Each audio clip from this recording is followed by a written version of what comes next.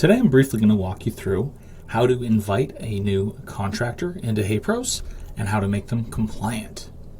We'll start by navigating to the menu on our left-hand side and clicking Users. From there, we'll click Add User. You'll be prompted to assign a role to your new user.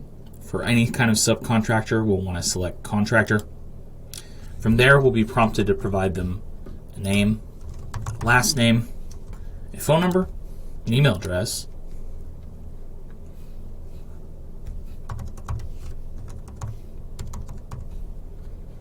and assign them to a location or group. When we're done, we'll click Create User. You'll see that the new subcontractor has been created in your system.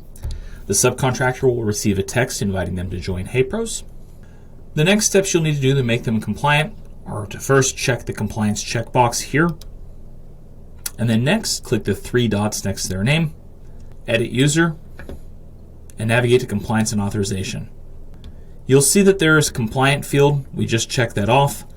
For your subcontractor to be able to be assigned a work order, they have to be marked as compliant within HeyPros. If this is not checked, your subcontractor will be able to see work orders and they'll be able to place offers on those work orders, but your team will not be able to assign the work order to them. Additionally, they also have to have an authorized category. Authorized categories are just the categories of work that subcontractor is able to do for you. They can have multiple.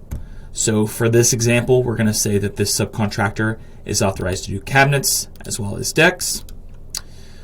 We also have to assign them authorized states. These are the states that they're authorized to work within.